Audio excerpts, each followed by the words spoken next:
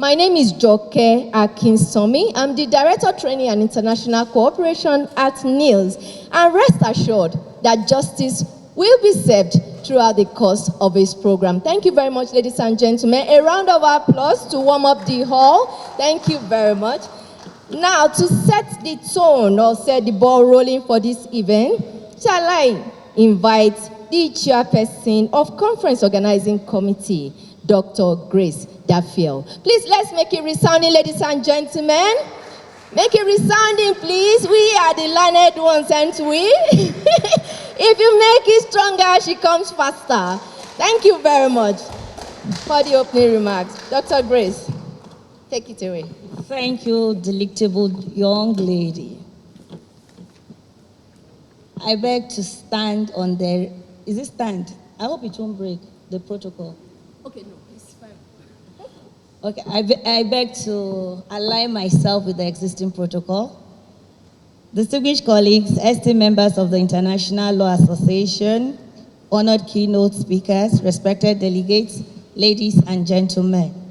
It is with great pleasure and a deep sense of responsibility that I welcome you all to the 9th Conference of the International Law Association, convened here in Abuja from 13th to 15th of April, 2026.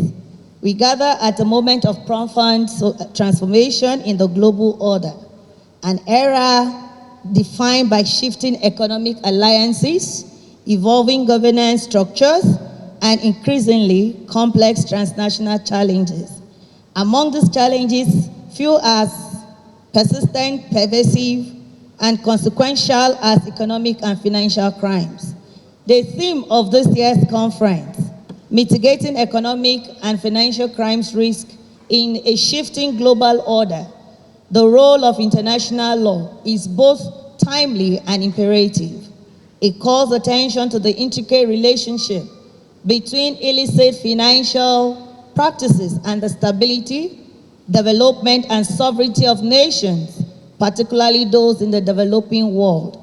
It also underscores the indispensable role of international law as a framework for cooperation, accountability, and reform in addressing these global threats. Over the course of this conference, we will engage with a rich and carefully curated program that reflects the depth and breadth of this subject.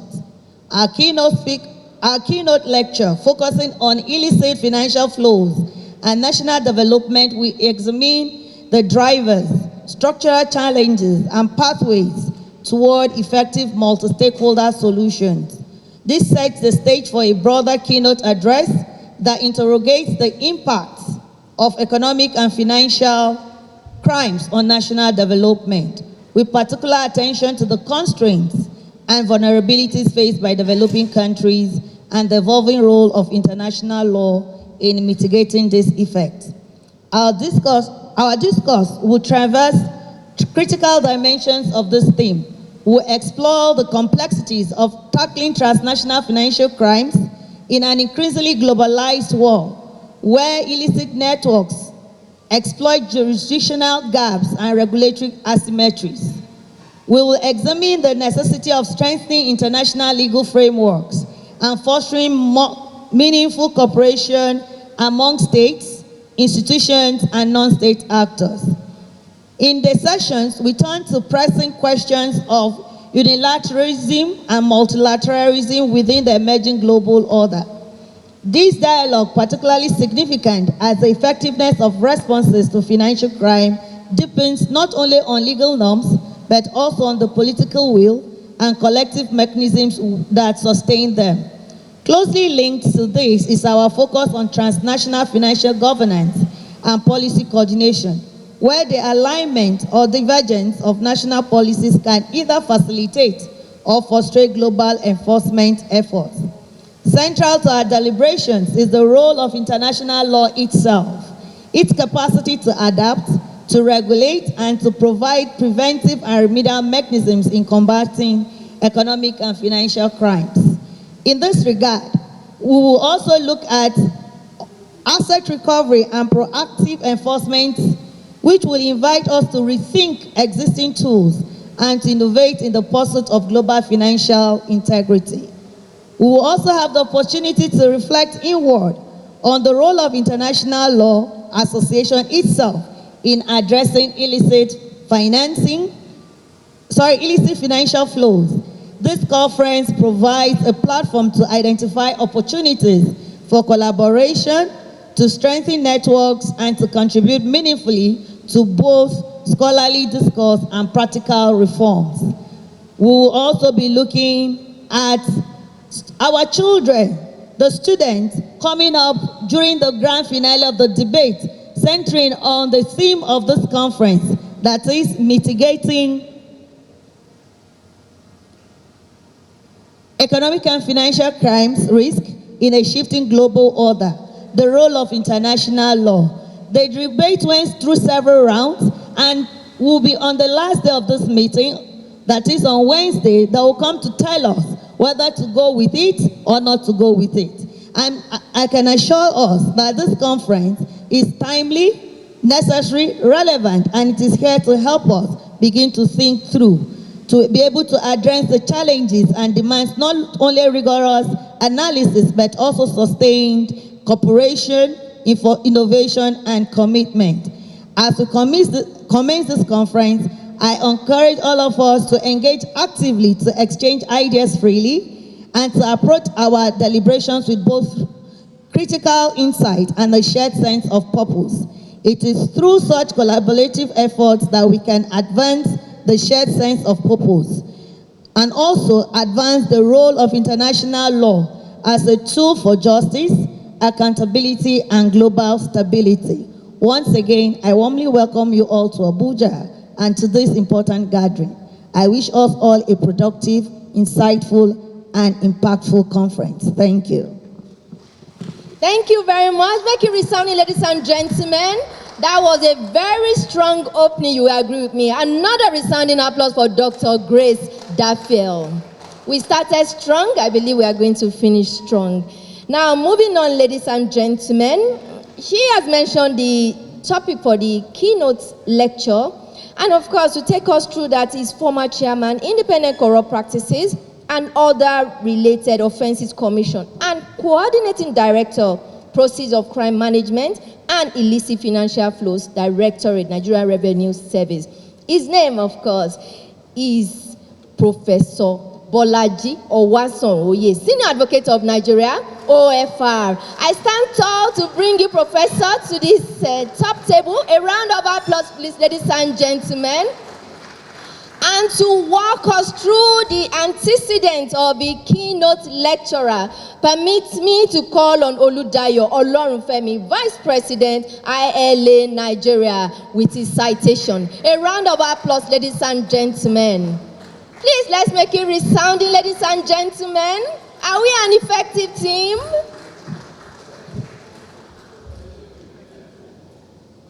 Thank you, my good afternoon. Thank you. Good afternoon, ladies and gentlemen. I'll be reading the profile, very brief and abridged profile of our distinguished keynote lecturer. Professor Bolaji Owason-Oye, SAN, OFR, former chairman, Independent Corrupt Practices and Other Related Offenses Commission, ICPC, and coordinating director, Proceeds of Crime Management and Illicit Financial Flows Directorate, Nigerian Revenue Services, Abuja. Professor Bolaji Owason-Oye is the Teslim Elias Professor at the Nigerian Institute of Advanced Legal Studies, sabbatical professor, consultant, coordinating director, Proceeds of Crime and Management of Illicit Financial Flows Unit at the National Revenue Services, formerly Federal Inland Revenue Services. Former Executive Director, Presidential Advisory Committee Against Corruption, 2015 to 2019, and former Chairman, Independent Corrupt Practices and Other Related Offenses Commission, ICPC Nigeria, 2019 to 2023. He has a rich profile of national development projects, policy advisories, consultancies, and membership of global change initiatives such as the Chandler Sessions at the Oxford University School of Government on Integrity and Corruption 2021 to 2023. Member, UN General Assembly, Financial Accountability, Transparency and Integrity. Member, AU High Level Mbeki Panel Working Group. Leader Practice. I don't know if that should be making that noise. Is a visiting professor at the University of Pretoria, 2015 to 2017, Professor Research Associate at SOAS London, 2011, Chairman ECOWAS Committee on Drafting of Community Investment Code and Policy, 2011 to 2015. Member, AU Committee of Experts on Draft of Pan-African Investment Code. He coordinated preparation of Nigerian Asset Recovery Strategy and Whistleblower Policy between 2015 and 2023. For his impact on governance and development, he was awarded the National Honor Officer of the Federal Republic of Nigeria in 2002. National Productivity Order of Merit same year. He was selected and awarded Distinguished Great Ife Alumni as one of the 60 distinguished alumni of the University of Ife globally in commemoration of the university's Diamond Jubilee in 2021. Ladies and gentlemen, permit me to present to you our keynote speaker, Professor Bolaji Owosoye, SAN, UFI.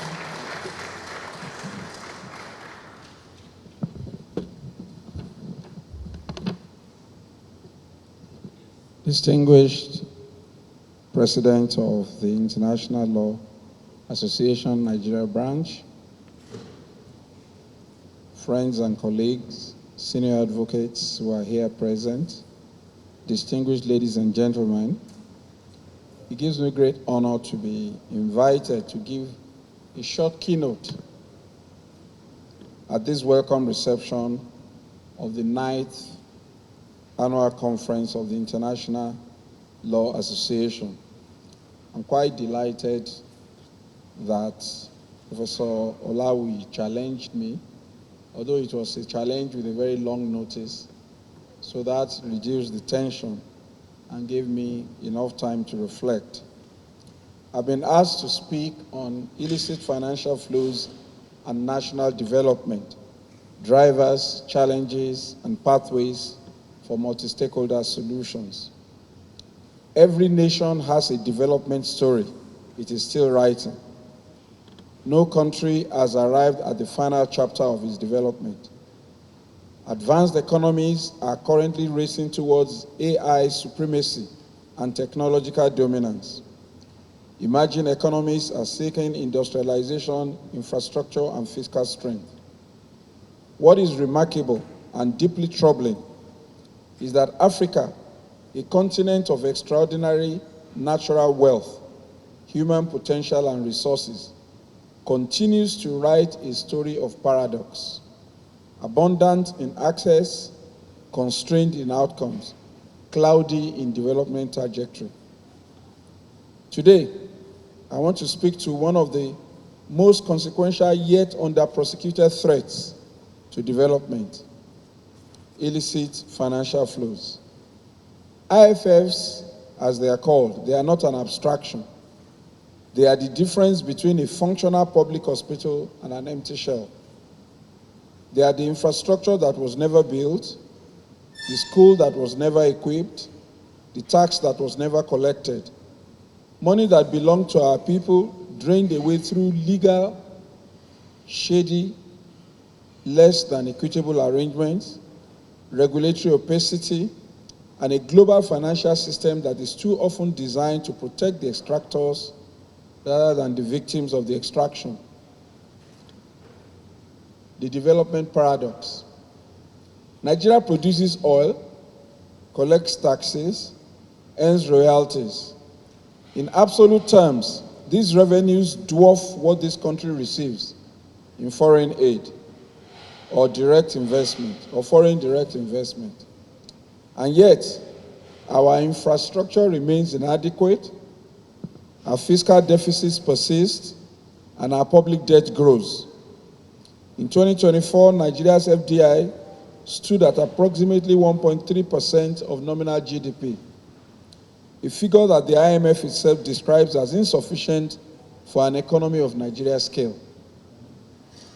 The African Union's high-level panel on IFFs, chaired by the former South African President Thabo Mbeki, arrived at a finding so arresting it deserves to be stated plainly. Africa loses more resources annually through IFFs than it receives in official development assistance. Let that finding settle into your mind. This continent is a net exporter of capital to the very nations from which it simultaneously seeks aid. That is not a misfortune. It is a structural arrangement. In other words, Africa is giving out more money to the countries that it goes to beg for aid, for loan. It's not an accident. It's been arranged to be like that. That's the point I'm making. What are illicit financial flows? IFFs are cross-border movements of money that are illegal in origin, transfer, or use. The IMF defines them as funds that are illegal in their source, such as corruption, illegal in their transfer, such as tax evasion, or illegal in their use, such as for terrorism financing. But the Mbeki panel gave us perhaps the most actionable insight that it was not corruption alone, nor crime alone. These are bad, so don't get me wrong. Corruption is bad. I headed an anti-corruption agency for 5 years, and I know that corruption is inimical to growth and development. The criminal aspect is also bad because crime undermines social stability. However, the finding of the Mbeki panel is that it was not corruption alone or crime alone that drove the greatest financial hemorrhage. The breakdown from their finding is that 65% from commercial activities, such as trade mispricing, profit shifting, and base erosion, 30% from criminal activity, such as tax evasion, money laundering, and illicit financing, 5% from corruption, such as bribery and misappropriation. The Mbeki finding was revolutionary because it shifted the moral and the legal lens. For too long, we framed Africa, and Africa accepted that its financial hemorrhage as a problem was because of the corruption of African officials.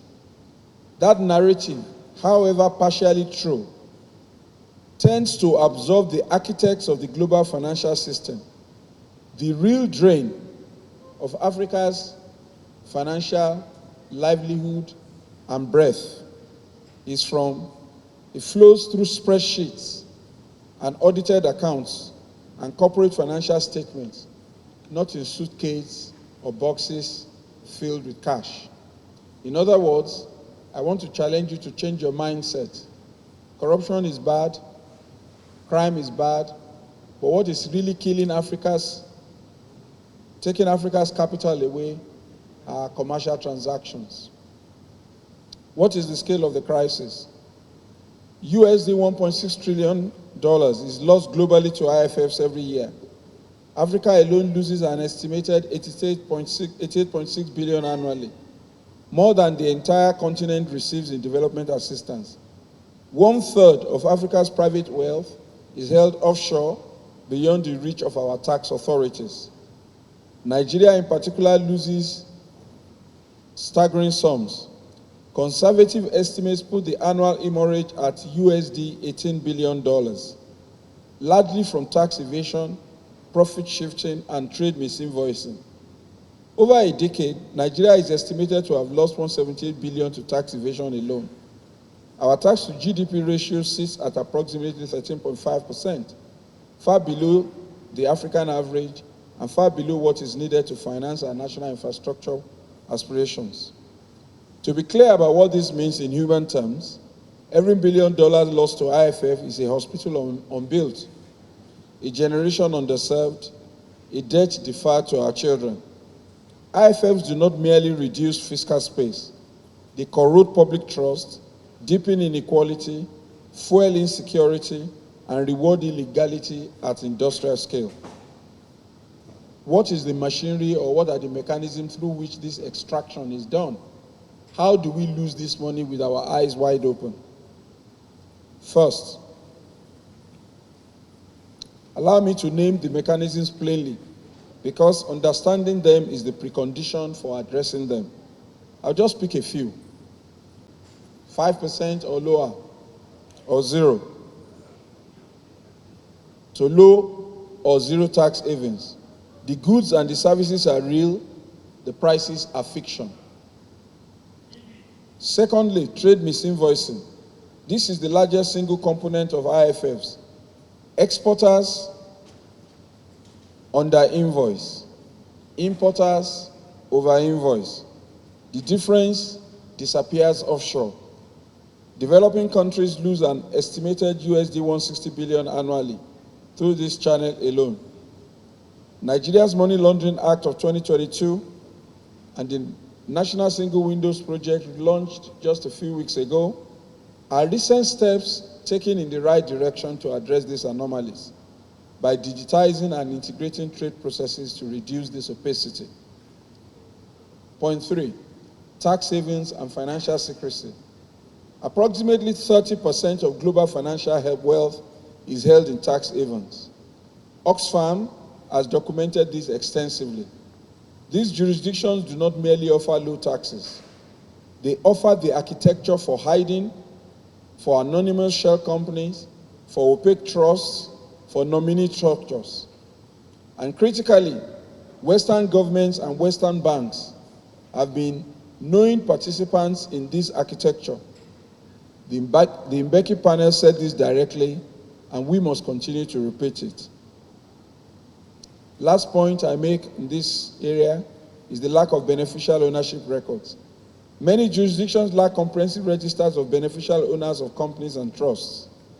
The Panama Papers and the Paradise Papers show us that opacity enables individuals and companies to hide illicit funds behind corporate structures. Those funds are taken away from the countries where they would have added value to development and are held in tax havens away from the utility that they could have offered. What has been the global response? The international community has not been idle.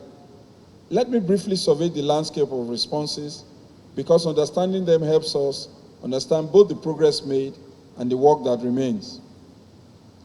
The OECD BEPS Inclusive Framework, launched in 2013, the project produced 15 action plans to close loopholes in the international tax system. Its centerpiece is the two-pillar solution. Pillar 1 reallocates taxing rights towards market jurisdiction. Pillar 2 establishes a global minimum corporate tax of 15% for large multinational enterprises. As of 2024, 145 countries are members of the inclusive framework. But the BEPS framework, as good as it is, was not designed with Africa in mind. Developing countries were initially excluded from shaping rules that would bind them. The threshold of 20 billion euro turnover for Pillar 1 are calibrated to OECD-scale multinationals, not the multinational enterprises operating in our own markets. Nigeria objected to this proposal for precisely this reason, and we were right to do so. In other words, the OECD deliberately priced the threshold above what will be profitable for our economy. So if you accept 20 billion euros, how many companies operating, foreign companies operating in Nigeria are within the 20 billion euro? Many of them are under it. Okay? So that means all of the ones that are under it would escape. It's only those who meet the threshold and above that will be caught in the new rules that will provide or add a little token to our tax collections. So Nigeria rightly rejected that proposal. The second major initiative is the UN Framework Convention on International Tax Cooperation. Africa's push for a more inclusive tax architecture culminated in December 2023 when the UN General Assembly adopted Resolution 78-230, mandating the creation of a UN Framework Convention on International Tax Cooperation. Negotiations began in 2025. This is the most significant development in international tax governance in 100 years. And Nigeria, through the NRS, is playing a leading role. This is exactly where we should be putting our mouth, where our money is. Prior to the commencement of the UN framework, the General Assembly and ECOSOC established the FACTI panel to review the financial accountability landscape and recommend necessary actions. One of his recommendations was the UN Tax Cooperation Framework. I was privileged to serve on that FACTI framework that recommended a UN multilateral framework. What has Nigeria's tax reform done? It has brought in a structural shift. Ladies and gentlemen, I'm proud to report that Nigeria has not merely observed these global conversations from a distance. Through our 2025 tax reform, we have enacted what I believe is a generational restructuring of our domestic revenue architecture. Reforms that directly target IFFs and embed global anti-avoidance standards into our national laws. The four foundational laws are the Nigeria Revenue Service Establishment Act, the Nigeria Tax Administration Act, the Joint Revenue Board Act, and the Nigerian Tax Act. Together, they represent a leap into the 21st century. What are a few of the major highlights or anti-IFF architecture within this legislation? I'll just mention 4 or 5. 1, the minimum effective tax rate of 15%, covered in Section 6.3 of the NTA, ensures that where a non-resident subsidiary pays less than the minimum effective tax rate, the Nigerian parent company must make up the difference. This directly implements the standard, the GLOBE standard, which is the Global Anti-Base Erosion Standard. Secondly, Section 17 taxes digital economic actors, those who provide cloud services, online advertising, data transmission. Even without a physical presence in Nigeria, they can be taxed and will be taxed. You earn in Nigeria, you pay in Nigeria. It doesn't matter whether or not you have an office or you have no office. You can imagine that before now, companies like Netflix, Twitter, Facebook, X, or whatever name they were called, and many more, Amazon, were making money from Nigeria, but because of the rule of permanent establishment or that they had no significant economic presence, they were not paying taxation. That rule has changed. That rule has changed. Third example, anti-avoidance rules in Section 190. A broad authority is a broad authority to disregard artificial or fictitious transactions, which lead to round-tripping, sham structures, or contrived losses. They are usually designed to drain the tax base. This provision is a broad anti-abuse rule that targets sham or contrived schemes designed to round-trip funds within global conglomerates or create artificial losses or structures that are lacking in commercial substance. They are ultimately designed to shift profit offshore or to erode the Nigerian tax base. It directly counters sophisticated avoidance that leads to capital flight. Fourth example, Section 191, transfer pricing enforcement.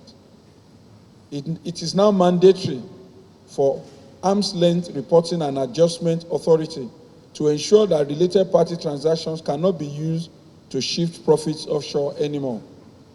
As lawyers, we know that what happens is that within a multinational group, when they do business with themselves, we assume that they are separate entities and that each of the entities will protect its own interests in the way they negotiate. But not when they are linked or owned by one man. When they are owned by the same shareholders, they simply tell which companies to concede and move money around the entire group. So there is no bargaining at arm's length. That has been removed now from the tax laws. Now the law will assume that there is bargaining at arm's length. And where the evidence shows otherwise, the tax will be collected and it will be paid. Finally, international information sharing in Section 120, subsection 3. It overrides standard secrecy to enable disclosure to treaty partners. This is essential for cross-border IFF investigations. There are a few more provisions and anti-IFF footprints which I have skipped in order to save time. These reforms are much more than legislation. They are a declaration of fiscal sovereignty. Enforcement will be the test, but I am persuaded that the new NRS leadership is very much up to the task. Let me say a few words about asset recovery before I close.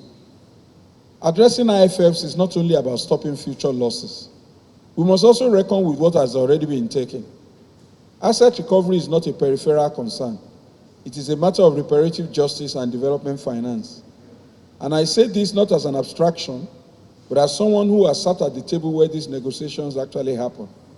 And I have felt the full weight of what confronts a country trying to recover what is rightfully its own. I want to put this in context so that you can understand. Nobody complains about asset recovery when corruption or crime is involved. Assets that have been diverted be recoverable. That is the question I want to leave you with. The AU mandate and its unfulfilled promise. In January 2015, the 24th Ordinary Session of the AU Assembly adopted the Special Declaration on Illicit Financial Flows. It endorsed the Baki panel findings and directed that all financial resources lost through illicit capital flight should be identified and returned to Africa. And this, by the way, this resolution also covered works of art and things that are linked to the cultural identity of Africa. And you will see that Nigeria is the only country that has made progress in this regard in Africa, with the recovery of a lot of works of art that have been taken from Benin and other parts of Nigeria by the government. The AU Commission was mandated to mount a diplomatic and media campaign for the return of illicitly acquired African assets. That was over a decade ago. I must be candid. The implementation record has been modest, Nigeria's efforts being a commendable exception, not the continental norm. The resolution exists, but the political will and the understanding to operationalize it has been uneven.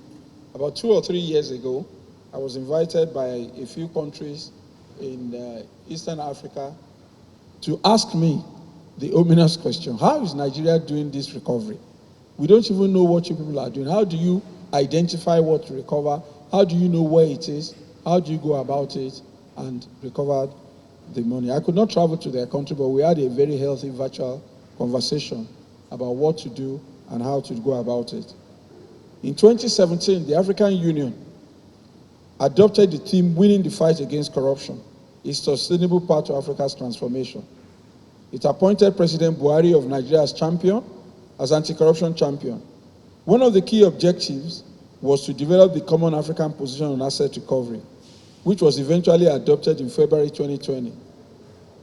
CAPA is a comprehensive instrument covering not merely stolen public funds, but natural resources, artifacts, proceeds of abusive transfer pricing, trade misinvoicing, and aggressive tax avoidance. On paper, it is exactly what was needed. In practice, its reach depends entirely on sustained political commitment from member states and genuine cooperation, not rhetorical cooperation from the global north. Next, I want to look at the frustration of asset tracing and a personal account. Asset recovery begins with asset tracing, and asset tracing is where the process most often stalls. I speak from direct experience. Between 2015 and 2019, I served as the Executive Secretary of the Presidential Advisory Committee Against Corruption. It was a period of national commitment to confronting corruption and recovering stolen assets. I encountered the full weight of what that actually involves. Stolen assets, once moved across borders, do not sit down idle in labeled accounts waiting to be found. Laundering transforms them into real estates in London or Dubai, into stocks and securities on the New York Stock Exchange or Dow Jones Index, into artworks, into jewelry, into rare wildlife, and increasingly into digital assets. The money changes form, changes name, changes jurisdiction. Tracing it requires intelligence, cooperation, technology, and often a willingness to pursue paths that lead nowhere before finding the path that leads somewhere. During that period, Nigeria received a steady stream of approaches, mostly from international firms and professional bodies, claiming access to information about the location of assets stolen by Nigeria's politically exposed persons. The offers were striking in both their variety and their audacity. I received all of them, plenty of them, and I analyzed and processed them. Some of them demanded 40% of recoveries as their fees. Others proposed monthly retainers of about $100,000. with no guarantee of results whatsoever. The message was unambiguous. Information about Nigeria's own stolen wealth had been commodified, and those who held it intended to extract maximum value from its return. There's something deeply troubling about this sort of dynamics. The country is twice victimized. First, when the assets were stolen, and again when intermediaries leverage their knowledge of where the assets are hidden to extract enormous fees from the very country trying to recover them. It is a secondary market built on the infrastructure of the primary crime. And mind you, as I read this, don't think that the culprits are just all foreigners. They had many Nigerian collaborators. In one particular case, Nigeria's effort to recover over about $400 million from the US was stalled by a Nigerian lawyer who filed an action in the US insisting on 40% of the fees as is due in order to allow the country to recover the funds. After careful deliberation, Nigeria settled on a principled framework, a 5% recovery fee inclusive of all out-of-pocket costs. It was a refusal to surrender a disproportionate share of the people's assets as ransom for information, but it required us to build our own alternative capacity, our own intelligence, our own investigative networks, our own ability to trace without depending entirely on those who profit from our dependence. That experience convinced me that no African country should be wholly reliant on external intermediaries to recover its own resources. The capacity must be built domestically and shared regionally. Nigeria is not alone in this experience. Iraq, attempting to trace assets frozen by Western governments in the aftermath of Saddam Hussein, faced a similar predicament. Desperate for information, unable to locate his own frozen wealth without external guidance. Out of that frustration, Iraq introduced a formal incentive scheme ranging from 10 to 25% of recovered assets, a figure that reflects not generosity but desperation. Information asymmetry is itself a form of power, and it is wielded with full awareness of what it costs the requesting state. Next, I go to discuss the 6 pillars of effective asset recovery, but I'm not going to bore you with them. Suffice to say that they are listed as a robust legal framework. The laws must align on both sides, on the requesting state, on the requested state side. There must be cooperation, genuine cooperation. Some countries don't respond to mutual legal assistance requests. They will receive your request to say, oh, because if your asset is traced to country X, you can't just walk in and collect it. It's like waking up in the morning and finding a strange car behind your gate. Okay? The owner of the car cannot just come in and drive it out. He has to knock to come in. You can tell your security man to lock the gate. How did your car enter my compound? Say, I want to discuss the retrieval of it.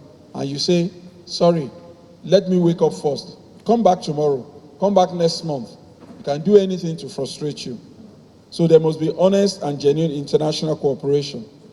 There must be institutional independence for the anti-corruption agencies, for investigators, for prosecutors, who must operate professionally. There must be serious leverage on technology. You must have a functional criminal justice system which sanctions dilatory tactics by either prosecution or defense and has a strong, independent judiciary. Finally, there must be whistleblowing structure and citizen and civil society cooperation. What is the double standard that we're confronting? I want to close this section with a challenge to the international community, which must be stated plainly in forums like this because this is the International Law Association. The Global North's engagement with asset recovery has been selective.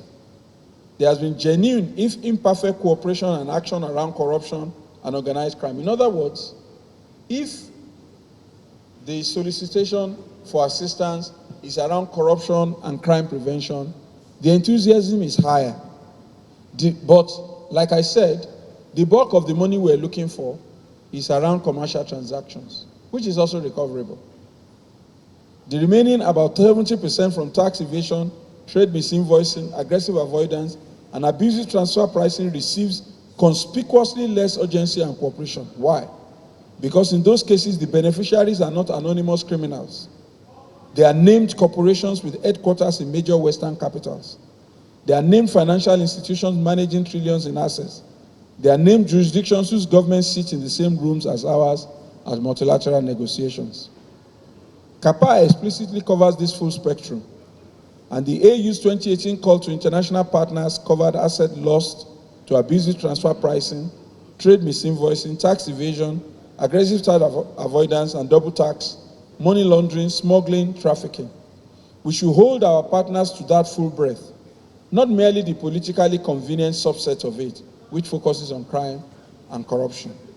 The UN Framework on International Tax Cooperation, if it achieves its potential, represents the most significant opportunity in a generation to begin to correct this asymmetry. Nigeria must remain an example legal practitioners. Accountants, auditors, bankers, real estate practitioners, and lawyers are the gatekeepers of these anomalies. The structures through which IFF flows, the shell companies, the nominee arrangements, the artificial transactions, the agreements of imperfect and unequal obligations, they're all drafted by lawyers. The books are cooked by the accountants. The auditors fail to see the anomalies. The real estate practitioners are the ones who offer you a project in Dubai or somewhere. Everybody is complicit. Professional ethics and anti-money laundering obligations of all implicated professionals, especially the legal profession, must be treated as non-negotiable. So far, the Nigerian Bar Association has demonstrated some lukewarm attitude to needed reforms. Although I admit some minor progress has been made in our current rules of professional ethics on vulnerability and culpability to money laundering and steps to mitigate it. But we need to do more. Before that tokenistic step, we actually went to court to say we were not subject to scrutiny. Beyond this, we must advocate for beneficial ownership transparency as a matter of the rule of law, not merely regulatory compliance. To policymakers and to government, we need to legislate robustly and enforce relentlessly. Nigeria's 2025 tax reforms are exemplary on paper. Their legacy will be written in the implementation. Invest in Nigeria Revenue Service, invest in EFCC, invest in ICPC, invest in NFIU, not merely in their mandate, but in their capacity, in their independence, and in their resourcing. To the civil society and academia, our role is surveillance and accountability, to monitor procurement, scrutinize extractive industry contracts, generate the evidence base that policy reform requires. The media must name names, name the structures, name the companies, and where the law permits, name the individuals. To the private sector, there must be responsible tax practice, and this is not philanthropy. It is a precondition for the stable societies in which business operates and flourishes. Voluntary compliance and robust know your customer principles and support for the cashless economy are not competitive disadvantages. They are the markers of legitimacy. And to the international community, we ask not for charity, but for fairness. Support automatic exchange of tax information, dismantle the secrecy jurisdiction that your financial systems have constructed and sustained, back the UN multilateral tax framework, and return what has been taken unjustly. My conclusion, the Africa that we're building. Africa stands to regain nearly USD 90 billion annually by effectively addressing illicit financial flows. That is not a forecast. It is a recoverable present. It is the schools and the hospitals and the roads and the research institutions and the middle class that will drive our economies into the next century. National development is not charity. It is not waiting on the goodwill of global financial institutions. It is the disciplined, relentless, legally grounded effort to ensure that what is earned in Africa, created in Africa, extracted from Africa, stays in Africa to finance the Africa we are building. The task before us, before this association, before our professions, is to ensure that the law does not merely describe this threat. The law must stop it. I want to thank you for inviting me, and I wish you a fruitful conference.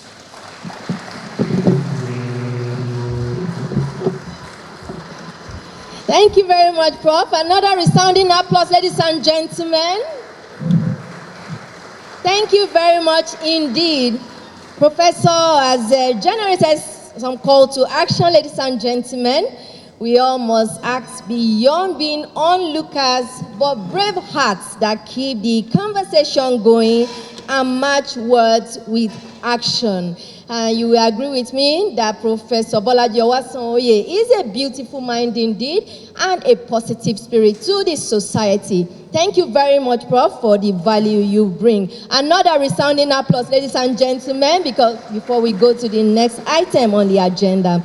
Now, moving on swiftly, we have our plenary session. And let me start by inviting the moderator of the session, Oludayo Olorunfemi, the Vice President, ILA Nigeria. A round of applause, ladies and gentlemen. Thank you so much. Thank you, Prof. A beautiful, well-presented paper.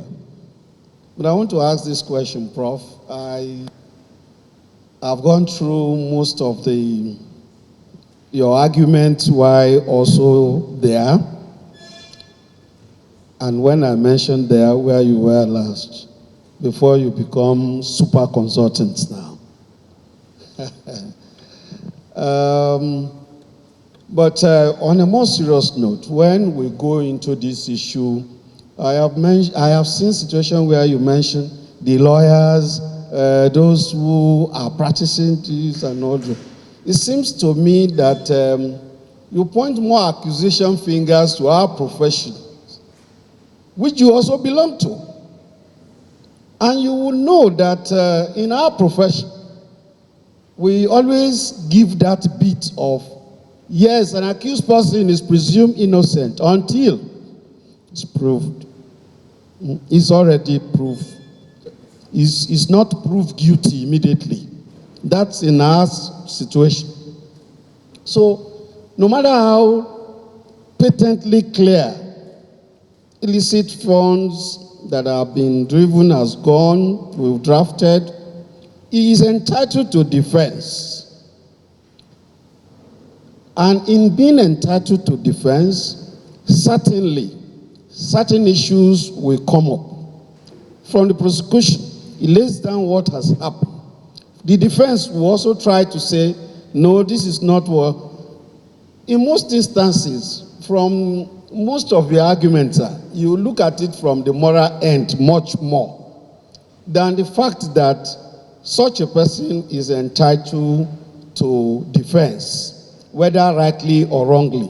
And it is from that wrong defense or from no defense that you can be able to also have the opportunity of tracing more illicit funds. Otherwise, the opportunity might close from knowing what has happened. I am sure that is why Nigeria also key into this issue to plea bargain, which I was mentioning to the president now here. With that plea bargain, it's just like looking at it as plea bargain actually worked. Yes, to a large extent, a lot of money that wouldn't have been recovered have been recovered.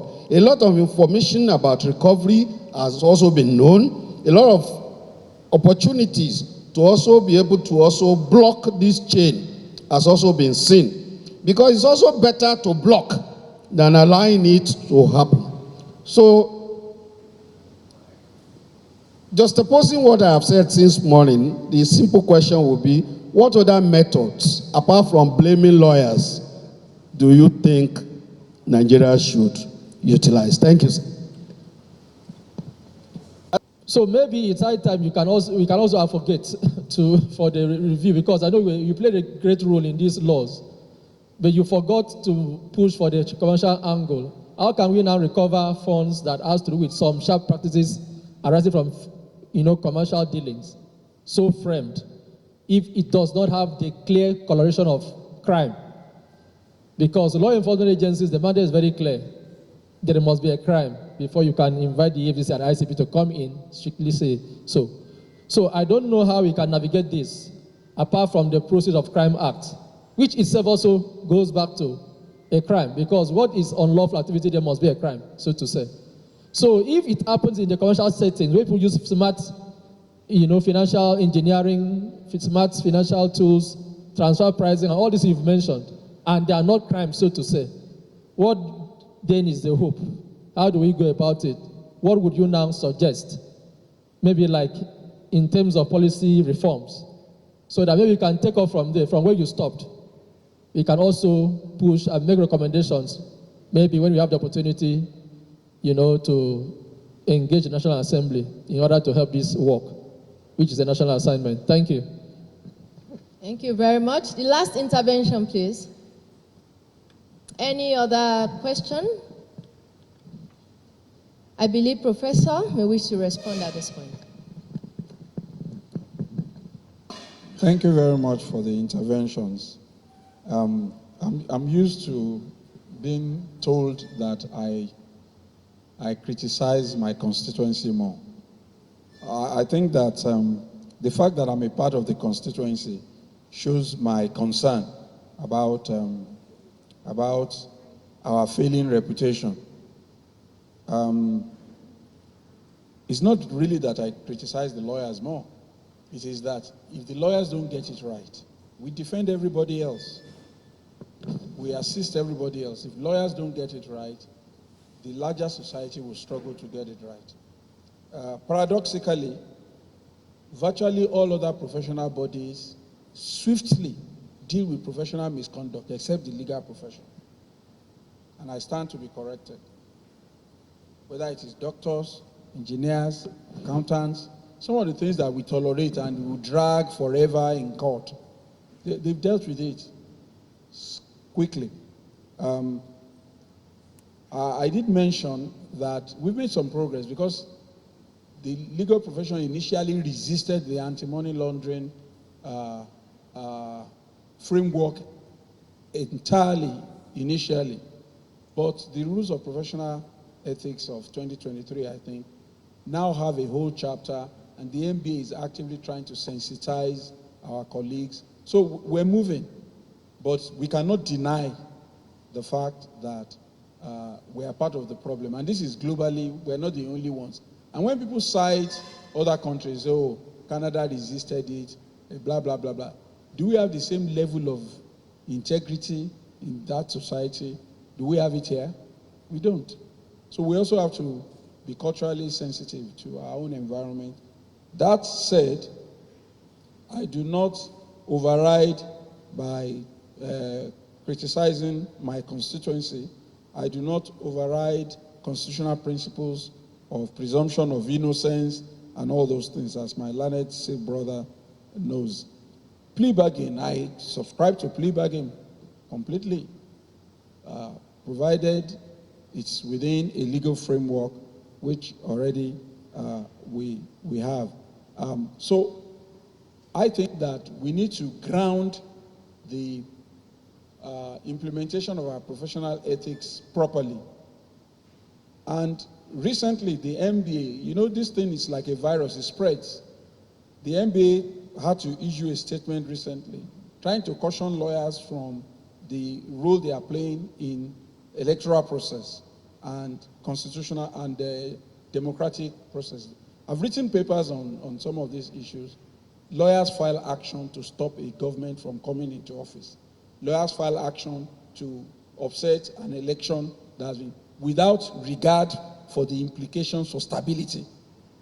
Lawyers file action, and I say, should we not ask them, did you think this through? I think we need to ask them. And the fact that we're lawyers does not mean that we're above scrutiny and all that. So this is just my challenge and my plea that all professionals, I focused a bit on my constituency, but all professionals that are implicated are required to take mitigating efforts. For my learned colleague about the need for new laws, there's no need for new laws. First of all, POCA has about 16 or more relevant organizations, including NRS. So the NRS is actually, that's formerly FRS, is actually a law enforcement agency. Many people don't know it. It's actually a law enforcement agency that has chosen to implement its mandate in a friendly manner. if they tax, do any of these things, the NRS can sue you, prosecute you, and send you to jail. They have the power to seize your assets. Everything that you see poker provides for, NRS has the power to do it. The fact that they are not doing it does not mean that they are weak.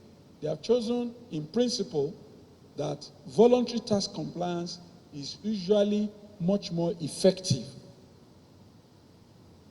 than being browbeaten. You can't, some of the things that people will try here, you can't try it with the tax authorities in developed countries.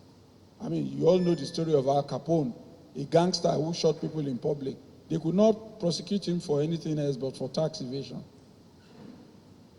Okay, he didn't escape that, but murder, gambling, prostituting, they could not find witnesses. But for tax, the papers showed.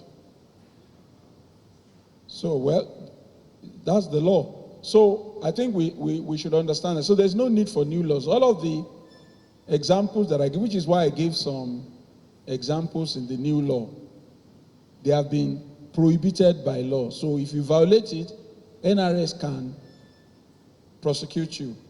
It is left for NRS to decide what is the best approach towards doing that. They can send you a demand notice, give you some time, tell you to pay, or they can just arrest you, seize your assets, take the money, and you go to court. The law allows them to do so. So the legal framework is adequate. It is left for us to just use them effectively for the benefit of our country. Thank you for the interventions. I appreciate them. All right. Thank you very much, Professor. We appreciate you indeed. Now, plenary panel beckons. Joining us in this session as a discussant is the co-host of this event, the former Minister of National Planning, Director General, National Institute for Legislative and Democratic Studies, Professor Abubakar O. Suleiman. Yes, he is represented today by the Acting Director, Legislative Support Services at NILS, Professor Abiodun Amiga Kanike, Senior Advocate of Nigeria. A round of applause, ladies and gentlemen. Thank you very much. And we also have, as part of our discussion, President and Chairman of the Governing Council, Chartered Institute of Forensics and Certified Fraud Investigators of Nigeria, Dr. Ilyasu Gashimbaki. A round of applause, ladies and gentlemen. Thank you. We also are the founder and principal partner of Luaji nominees, Dr. Adeshegun A. Akin Olugbade. A round of applause, ladies and gentlemen. Is he with us? I guess not. We expect him in the course of the program. Then we have the co-managing partner at Aluko and Oyebode in Abuja, Joke Aliu Esquire, ladies and gentlemen. A round of applause, please. Thank you very much. Last but not least is the General Counsel, Nigerian Financial Intelligence Unit, Felix Obiamalu. A round of applause, ladies and gentlemen. Is he with us? Okay. A round of applause, please. He's coming from the back. Make it faster. Thank you very much, sir. We appreciate you. And for this session, the coordinator is the Media Officer and Real Committee, ILA Nigeria, George Amos. Let's give him a round of applause. Thank you. And permit me to yield the floor, of course, to Oludayo Olorunfemi to moderate this session.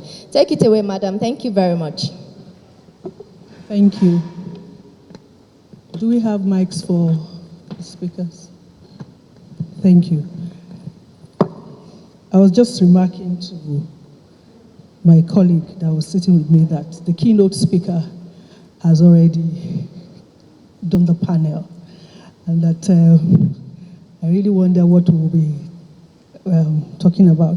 But I think I will start on a very interesting note from the question and answer and the prof's reply. And I saw this on a number of lawyers' status today. And it's a funny one. FRN against Ozekome, and I'm sure some of you must have seen it. And I'm sure this is a tongue-in-cheek comment by some lawyer. This person said, the court held that EFCC cannot inquire into a lawyer's account to determine issues of fraud and money laundering because it violates the attorney's client's privilege. In the words of the court, once money is paid into the lawyer's account and it is tagged professional fees, even if the money is from the city of sin, that money is baptized and purified. It just lends some credits to what our keynote speaker was talking about, our duties as legal practitioners and our responsibilities as stakeholders in this fight against illicit transfer of funds that is costing us all so much. So I'll go straight into the discussion, and my first question will be to the gentleman on my right, the representative of Director General of National Institute of Legislative and Democratic Studies. And I just want you to share your thoughts on the topic and what specific roles do you, and again, our keynote speaker has said to us, we don't need new laws. So what exactly do you think we can do with the current legislations that we have, and how we can, begin to stem the trend of the impacts of IFFs? Thank you, sir. Thank you so much, moderator. Ladies and gentlemen, I greet again once again. I believe that, sincerely speaking, what we need more, and which has not been so much of the magnitude we expected, is that events such as this should be of high importance and should be consistent. It should not be once in a while. It should be what we should do from time to time, maybe quarterly, maybe have a yearly, or even more often. Now, apart from that, there should be more sensitization. You see what happens when almost all these laws are churned out. The Electoral Act came. The problem was interpretation. You also see the understanding, see the interpretation that occurred also in terms of issue of status quo antebellum. And everybody will begin to interpret what it should be. See the interpretation that came also as with respect to the issue that led into PDP problem. So I think we need a situation where a lot of people have to also be well informed as to what this illicit funds is all about, why we should not partake into it. Then there should also be opportunity to measure the yardsticks. Are we going up, or are we coming down, or is it at a stage of stagnation?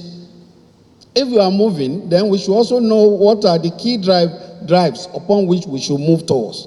I think if we are able to also make sure that a lot of persons are able to understand what we are talking about, it will go a long way to help the society. It will go a long way to also help us to also get intervention and also some additional information from those who can also be able to also expect help to build this. So it should go around institutions, it should go around even chambers, it should go around a lot of persons to be able to understand.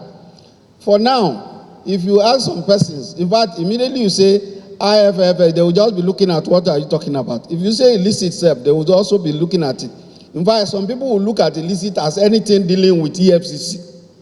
So even among our colleagues, ask them now, what are we really talking about, with all due respect? They will ask you, explain further. And so it is better we'll be explaining further in order to be able to make sure that a lot of people get this information. Thank you, Moderator. Thank you very much, sir. So the challenge is we need to do more of education, sensitization, and help our people to understand what really is the issue. Because when they understand the issue, then they can understand why it is wrong and why it should not be going on. So, Dr. Ilyasu, the next question is to you. So what's the role of fraud investigation in battling these IFFs? You know, it's easy to, I keep going back to the keynote address because I listened. And, when they say corruption, everybody kind of understands why we are going around trying to get monies that have been stolen illegally. But the keynote made it clear that that's just the tip of the iceberg, and that the real issues are with our day-to-day commercial transactions. And so what's the role of your institute in investigating these illicit funds and addressing the gaps as regards to how we can get the monies back? All right, thank you very much. Let me use this opportunity to thank Prof also for inviting me, the president. And I'm glad, I wish I had come earlier to listen to our well-erudite, vast Professor Balaji, who we all know was the former chair of the ICPC, and it's always a delight listening to you, Prof. Thank you so much once again for this. Seeing him here has made my answer to this question very simple. Investigation plays a very, very crucial role. In fact, they are Simon's twins with prosecutions. We used to have this creed back in the days of the EFCC, that a poor investigation will most certainly, in all cases, lead to poor prosecution. Because what will the prosecutor use? Evidence. So how do you convert suspicion to evidence? Is through thorough investigation. So in the framing of the entire criminal justice system, investigations is very central to preparing the prosecutor's case, to litigation support, to expert witness. All these things, the underlining denominator will be proper investigations. And of course, illicit financial flows cannot be an exception. The role it plays, therefore, is to make sure that illicit financial flows are properly tracked and traced through proper investigations, which, of course, there are a wide range of tools that should be applied to make sure that you have effective and efficient investigation. That will lead to credible evidence that you will tender before the court. But like I said, it's good to have people like Professor Balaji here, because there is something that also bothers us. If you look at it critically, what has been the rate of conversion of suspicion to credible evidence that lead to successful prosecution before the courts? Now, if you look at it that way, you see that we have enormous gaps. I'll give you an example. Only last year, 2025, we had well in excess of 300,000 suspicious transaction reports from the Nigerian Financial Intelligence Unit. So what's the conversion rate of those suspicious transactions into proper evidence that eventually ended up in court that led to prosecution? So that is a typical example of the critical nature of investigations. And of course, the role as an institute, we train investigators, we train forensic examiners. The institute is new. We are just 3 years old, but we've done quite a bit. And we know that it is almost impossible to run the modern criminal justice system well without forensic investigations. I'll stop there. I'm sure if I have an opportunity to add more to come. Thank you very much. It's a good place to stop. Mr. Liu, you're managing a big law firm, and when I opened, it says once they say professional fees, it kind of covers a multitude of sin.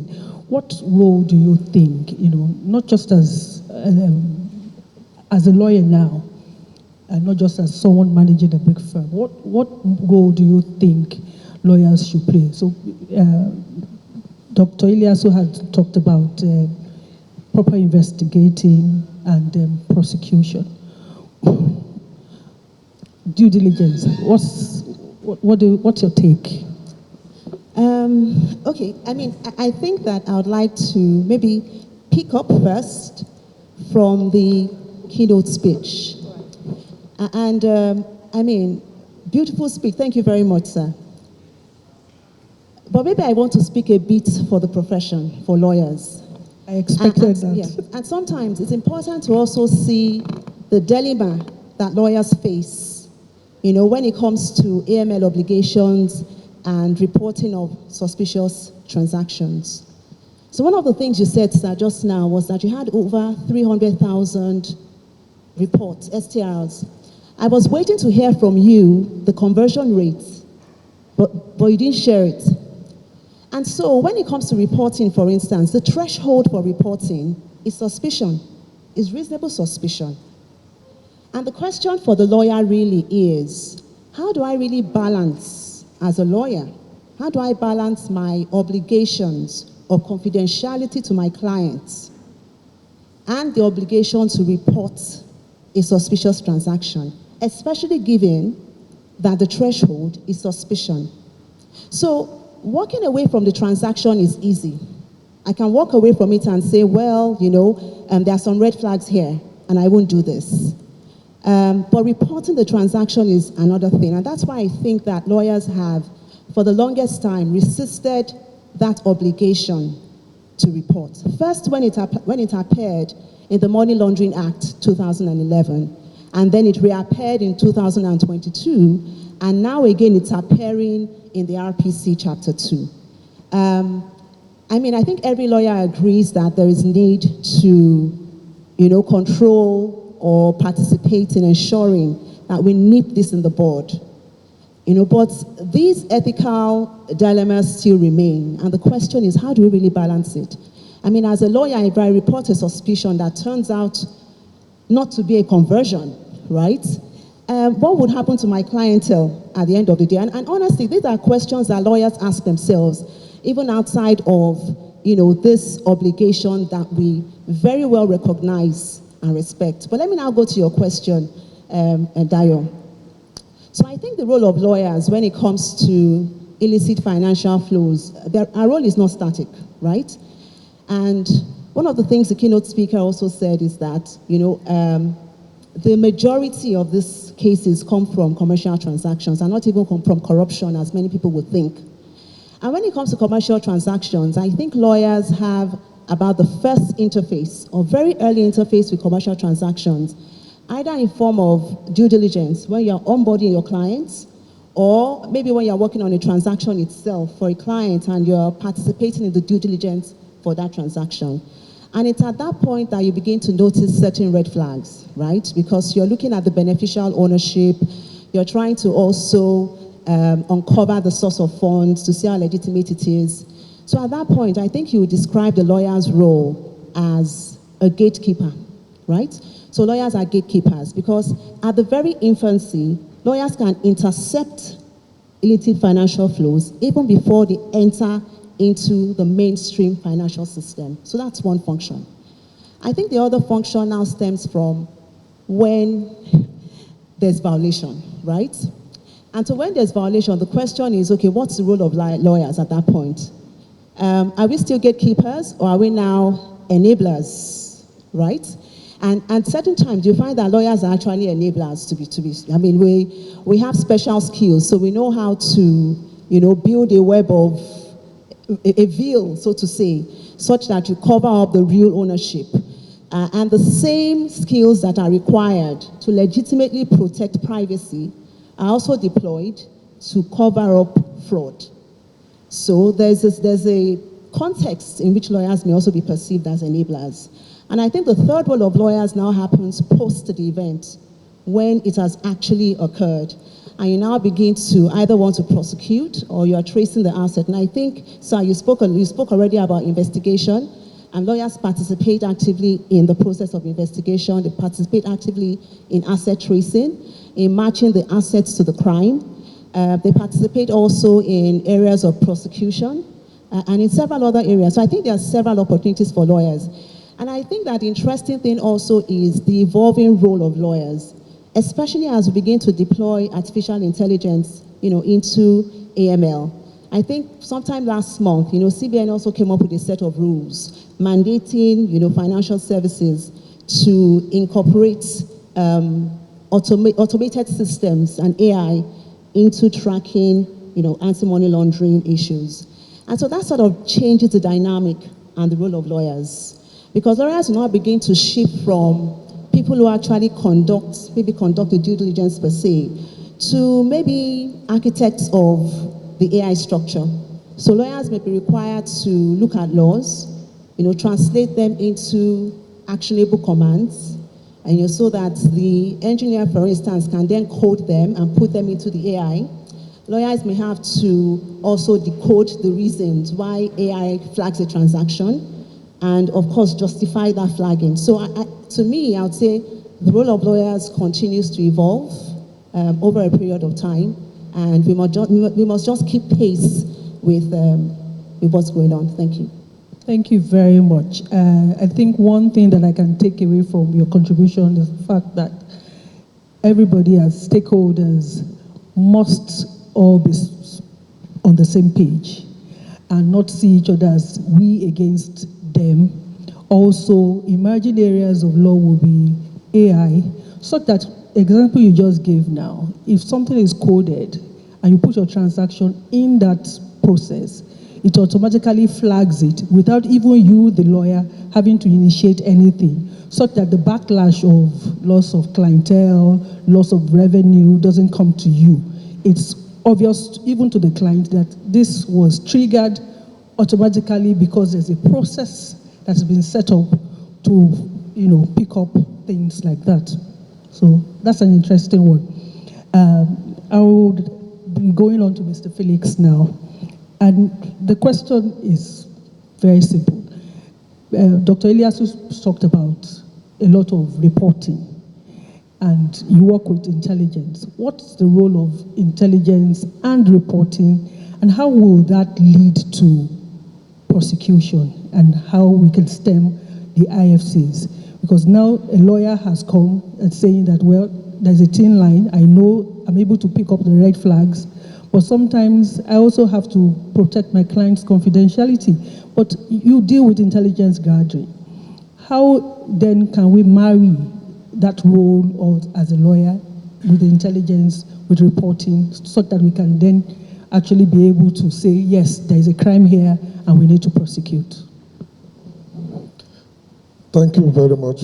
And I wish to also thank ILA for inviting us, not just for inviting us, but for also deeming it fit for us to have this discourse, because this is a very important discourse.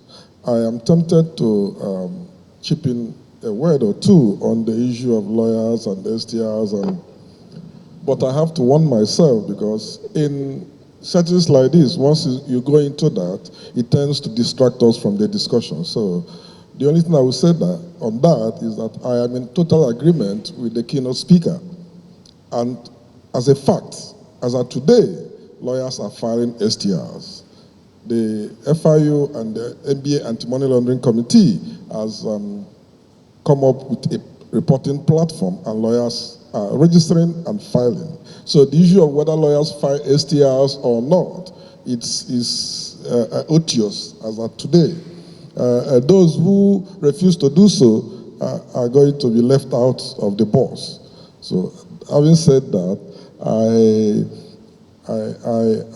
I will start with a story.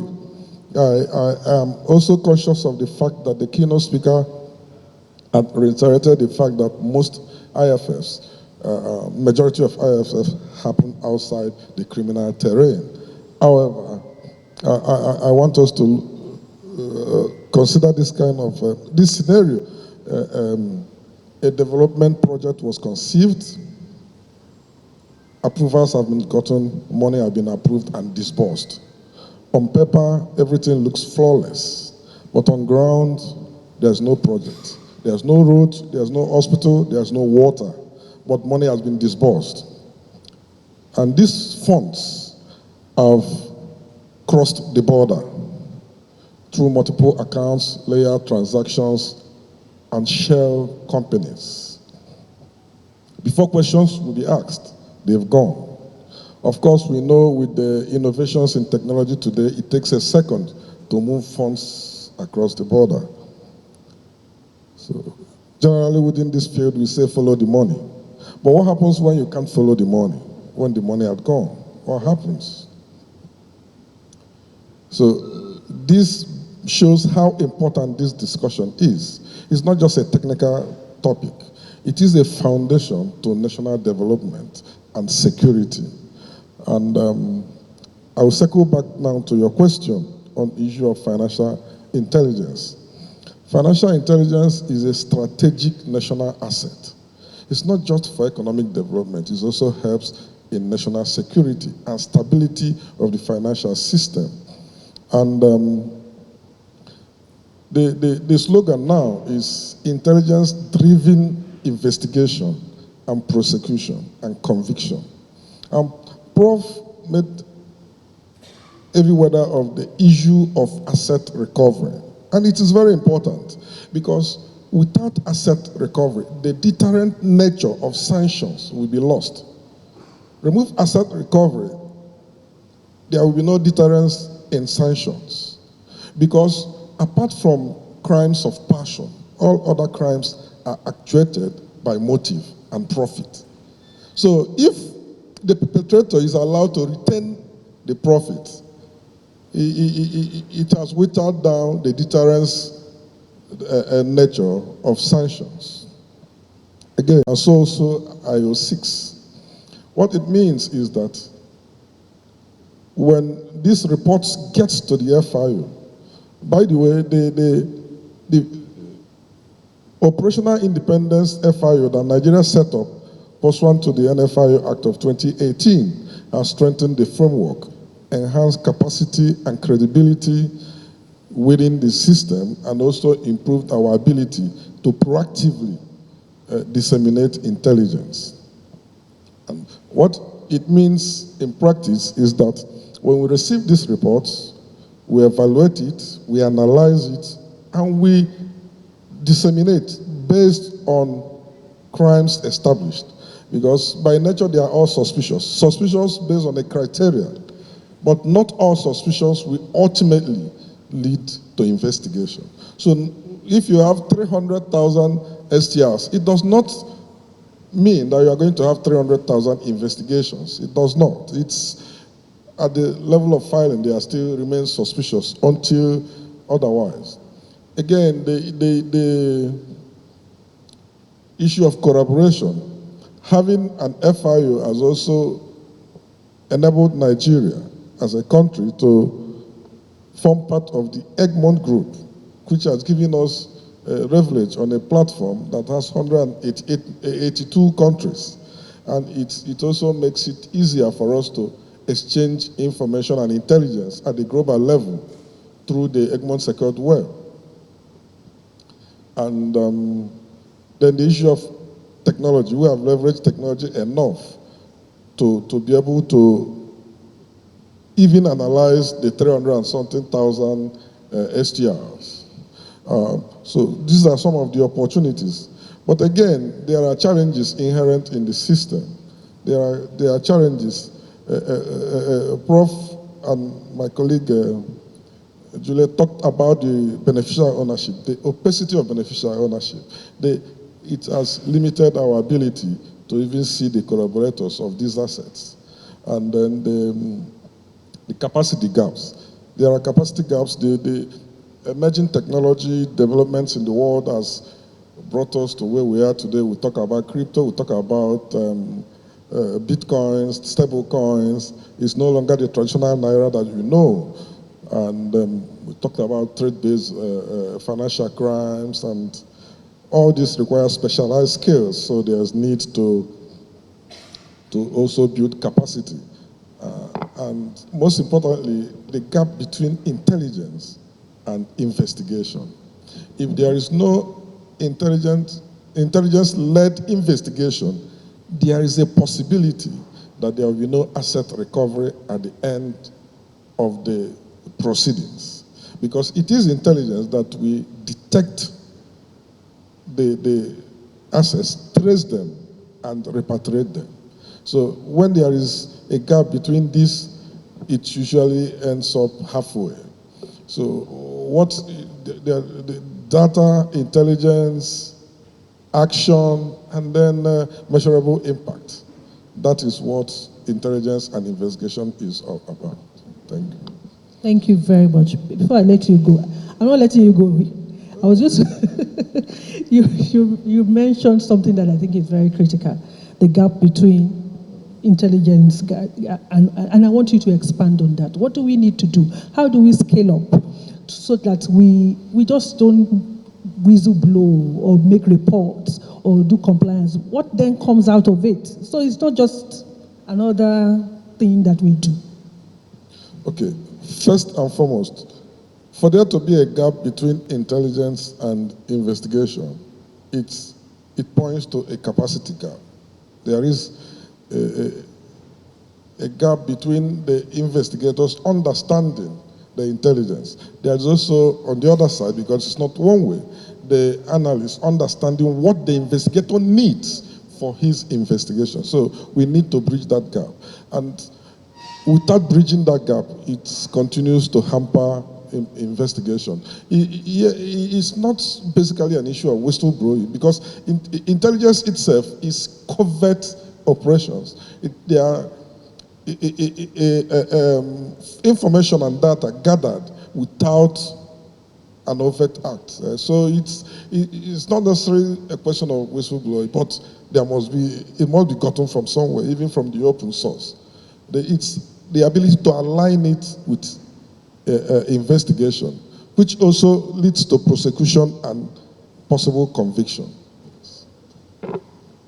Thank you very much. I'm coming back to you, sir. And I think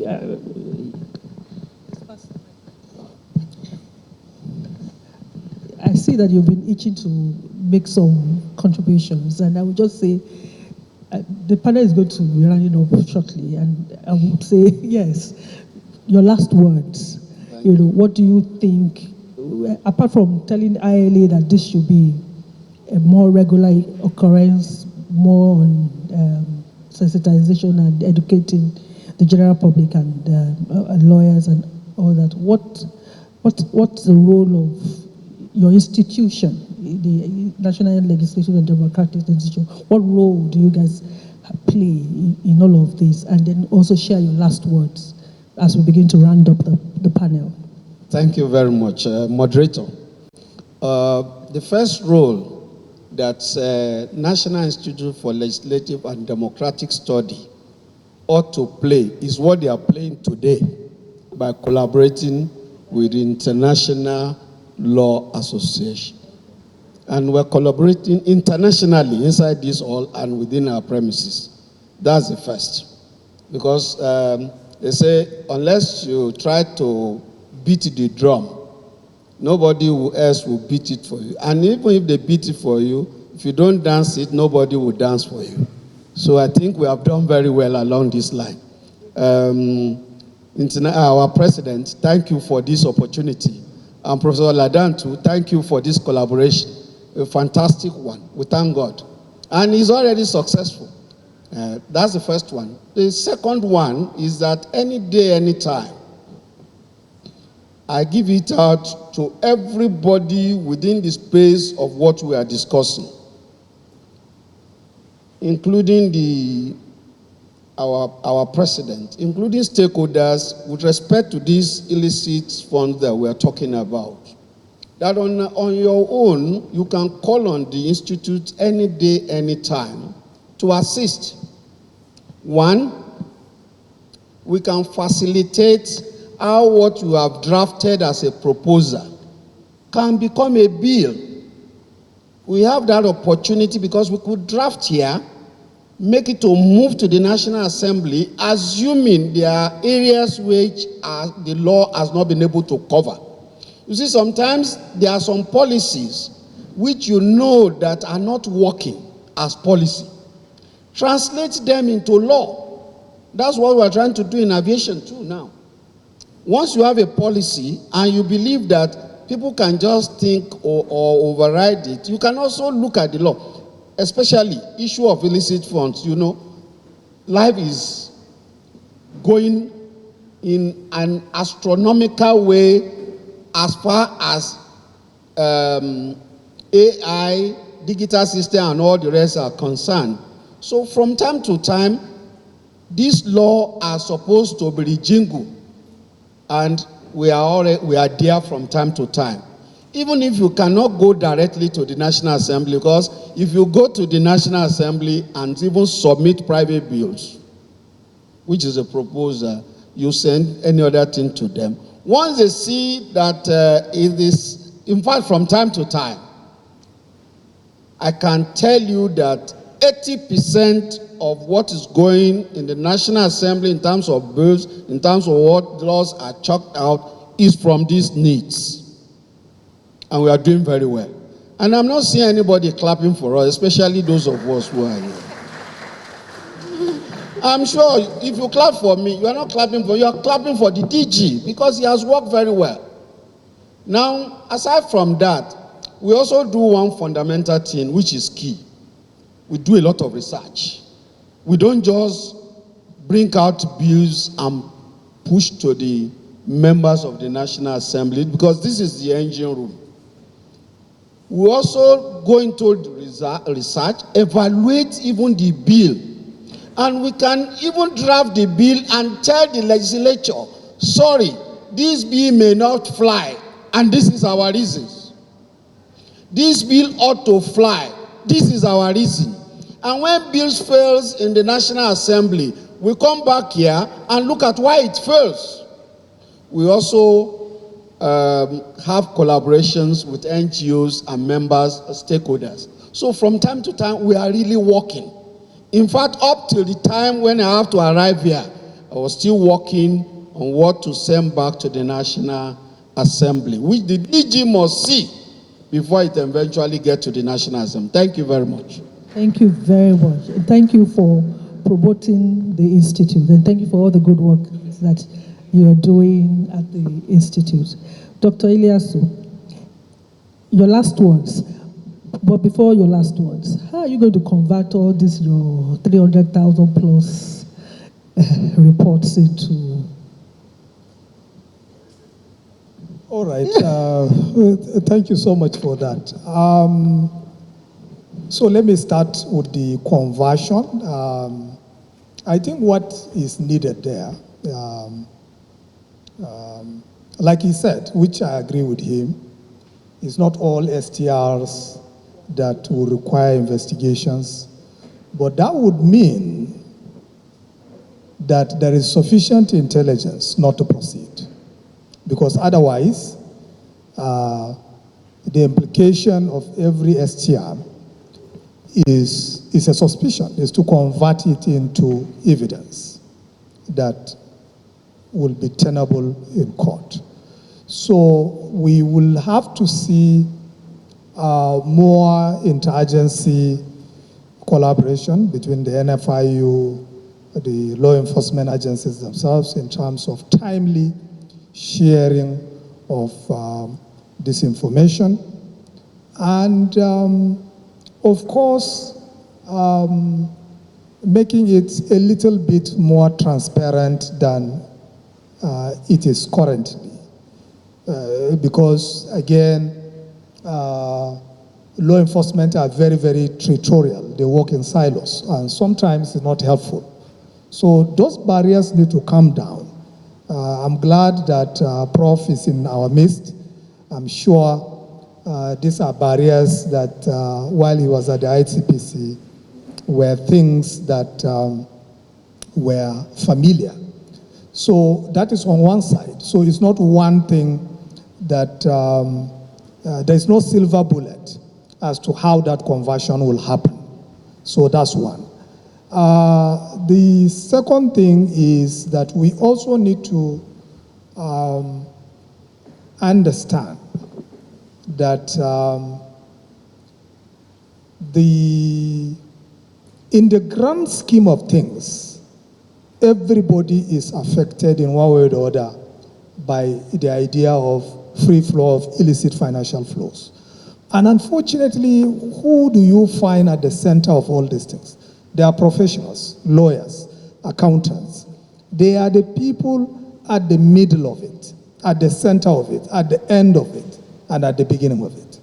So again, I don't know whether what else to be done, but there should be a call to conscience by professionals to understand that we are not aiding and abetting, we are actually the pipelines of all these shell companies and all of that. Because even with the far-reaching consequences of lifting the veil, seeing the beneficial owner, tracking and tracing, you still, when you do it thoroughly, you see that they're all lined up in the chain as seasoned professionals that have been paid to do this. We have seen a situation where, because the matter is in court and therefore I can mention it here, that a senior lawyer is being prosecuted for falsifying the identity, for falsifying the Nigerian passport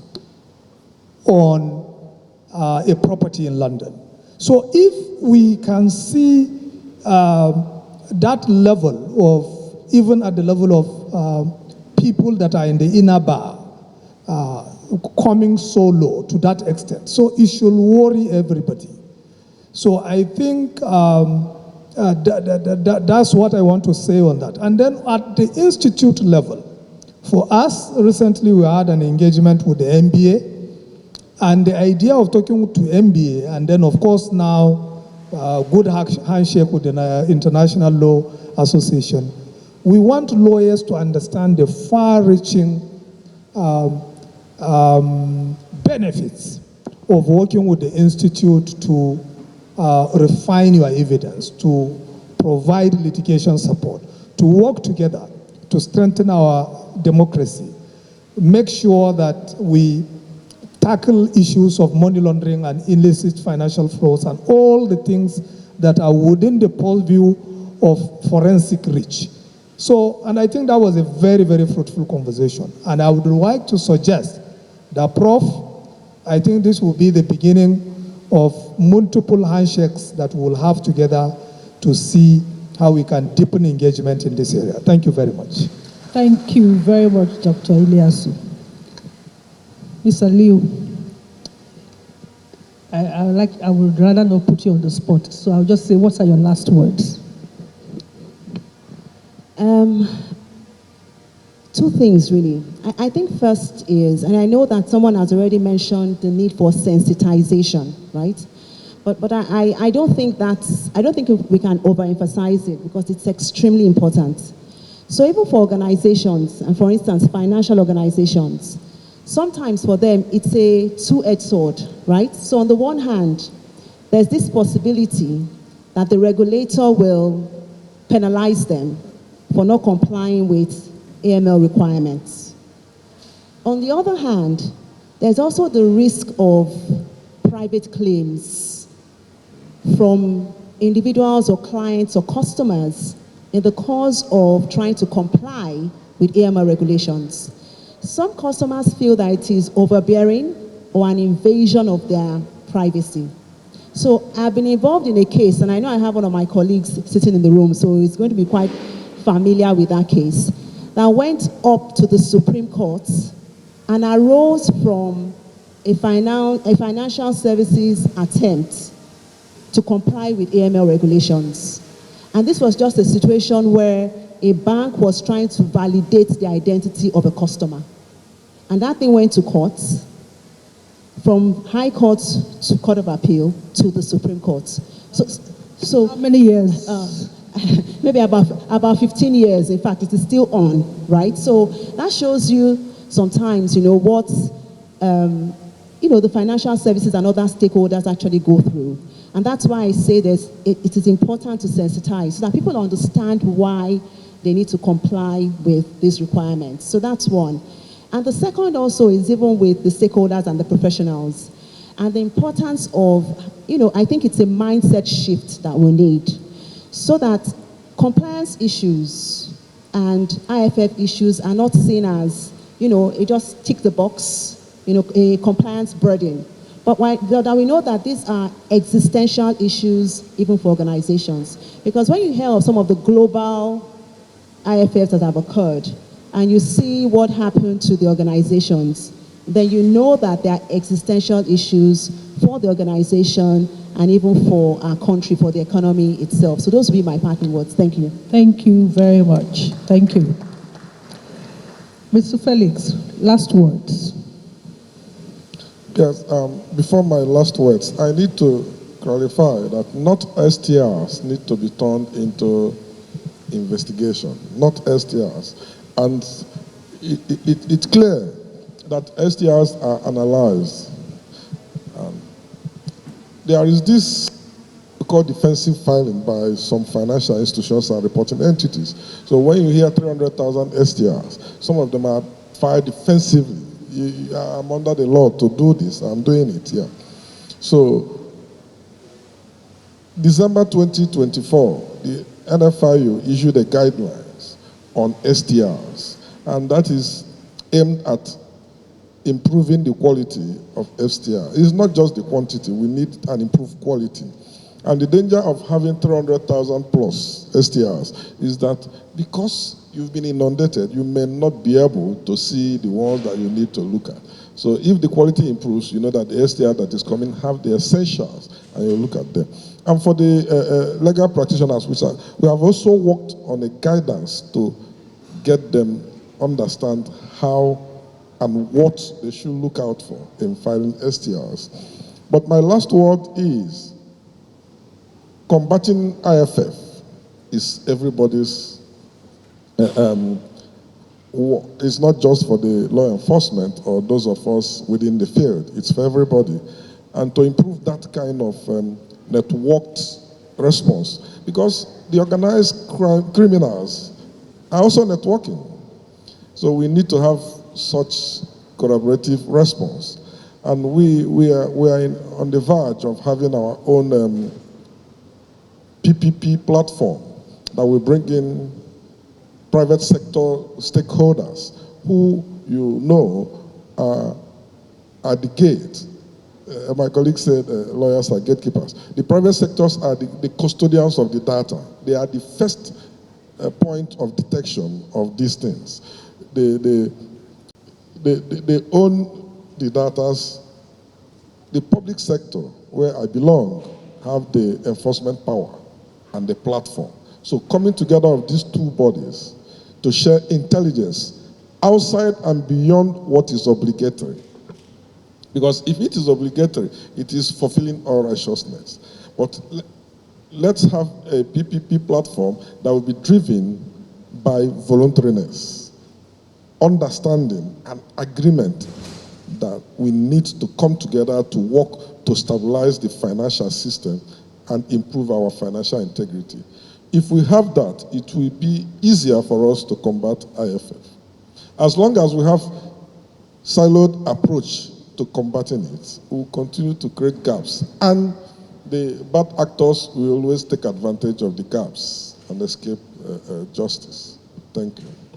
Thank you very much. Please, can you give my distinguished panelists a resounding round of applause for a very engaging and enlightening conversation. Mr. President? Yes. Do you have any?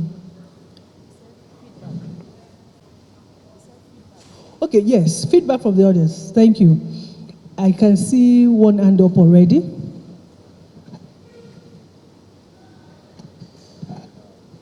I was going to call it a day. All right, thank you so much, the erudite VP of the International Law Association Nigerian branch. I also want to thank the panelists. Well, I think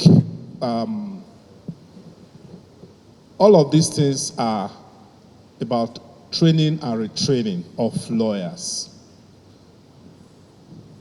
You may think that the lawyers know everything, but you'll be surprised that they don't know all of this. That is why Lord Denning said, God forbid that the lawyer knows the whole law. Although ignorance of the law is not an excuse, but we bring in human faces. Now, take for instance, as a lawyer, it is the level of engagement that you get from your client that determines the due diligence you will do about the source of fund. When you find yourself in a situation where you are briefed just to prepare documents in commercial transaction and it stops there, do you expect the lawyer to go beyond his legal briefing to start conducting due diligence at the source of fund? So when there is liability or it is discovered that the transaction is tainted with fraud, will the lawyer be liable for such? Intelligence only supports investigation. And intelligence becomes valuable when it supports investigation. There are formal and informal processes for international collaboration. We all know. But I felt the remit of my question is how intelligence supports investigation. Prof, this morning or this evening, we were talking about the issues, the challenges in asset recovery, talked about the difficulties we encounter the other side. It also comes through the data sharing agreement that the custodians of our assets insist on having. Those are, but they are a different ball game together. What the moderator asked and what we felt we should deal with at this session is how intelligence aids investigation. And that is one. Then the second issue is on the issue of civil servants who do business outside the purview of their constitutional limits, right? Now, the FIU and unfortunately you did not include the NRS in your question, because the NRS now, we also need to collect tax from those civil servants because they earn revenue from there. But the FIU and CCB are now working together. We are tracing such earnings and such transactions, and CCB will call them to account because they had already filed their code of conduct declarations. So when we trace those, we disseminate to CCB and they will go and answer. So anybody, any civil servant that does that knows that he may be called upon by the CCB to come and answer the disparity because it's already a breach of the Constitution. Thank you. I don't think there's any other one that touches on NFI. I think you're fine. Any other contribution? Moderator, thank you. See, all that we have been speaking about since morning still come back to the same points. There should be enough sensitization. Nobody should think you know all. Even those who would also play the game up to the extent of making sure that the law works, they still need to be sensitized. We need more adequate trainings. The lawyers we are speaking about also, just like my sister had mentioned, also need a lot of opportunity to learn. But above all, in closing, I must thank the ILA, thank the officer, especially the president, thank Professor Ladan again, thank my DG for making this one to be the first of its kind and for the first time. God bless you.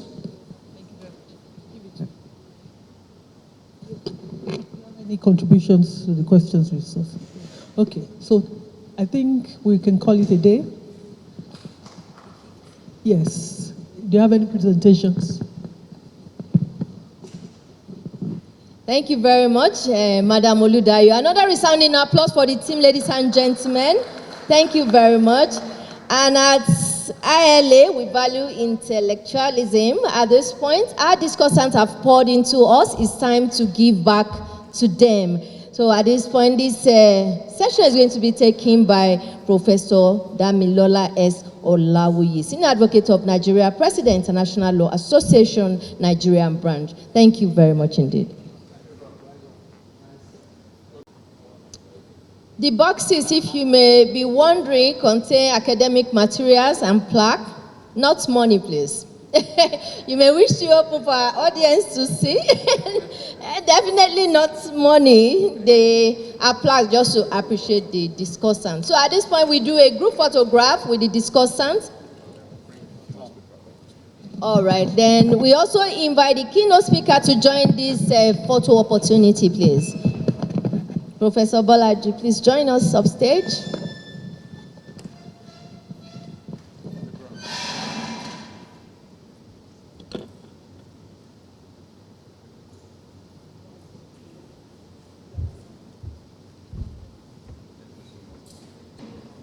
All right, thank you very much, ladies and gentlemen. We really appreciate you.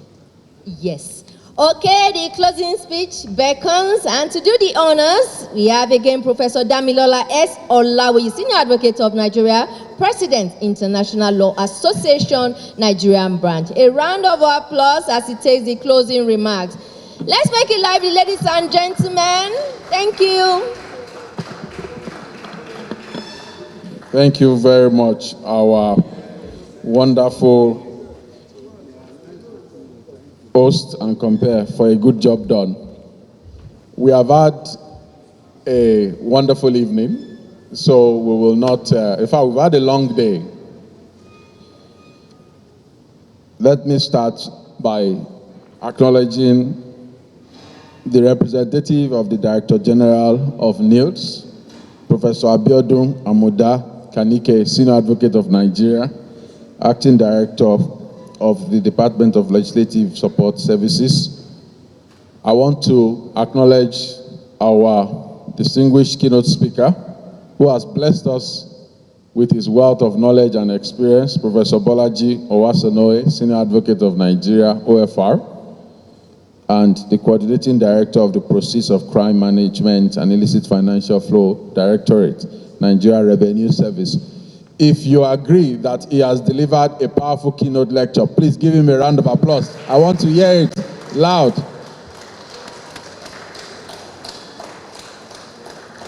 Thank you, and thank you. We are very grateful, given our interest in the ILA, to the clarification, development, and study of international law. We do not take such powerful lectures, we do not take them lightly, because that is exactly why we are here. That's our work. When you go to a restaurant, they give you an appetizer. And at times, the appetizer will be so good that you say, I no longer want the main meal. The welcome reception is the appetizer. It is meant to just welcome us to what we're about to witness over the next 3 days. And I think this evening's keynote has gone beyond. We are even thinking, do we need to wait for the main meal? We have been fed with this intellectual expertise and contributions. So we want to thank you. And we want to thank all of our panelists for then breaking down the concepts and even applying their own practical knowledge from government perspective, from the private sector, from the law firm perspective with Joke Aliu, from the NFIU, Felix Obiamalu, and of course, even from the Chartered Institute of Forensics and Certified Fraud Investigators, Dr. Ilyasu Kashimbaki. It has been a wonderful evening. We have a long, long day tomorrow, so we won't keep you. I thank all of you for staying up till now. I wish us a wonderful rest of the evening, and I hope to see you fresh and ready for tomorrow's full day event. Have a wonderful evening. See you soon. Bye. Thank you very much, Lionel Silk. It is not over until it is over. A round of applause for him again, ladies and gentlemen. In honor of our nation, Nigeria, shall we rise, please, for the national anthem as we draw the curtain on this program. Nigeria.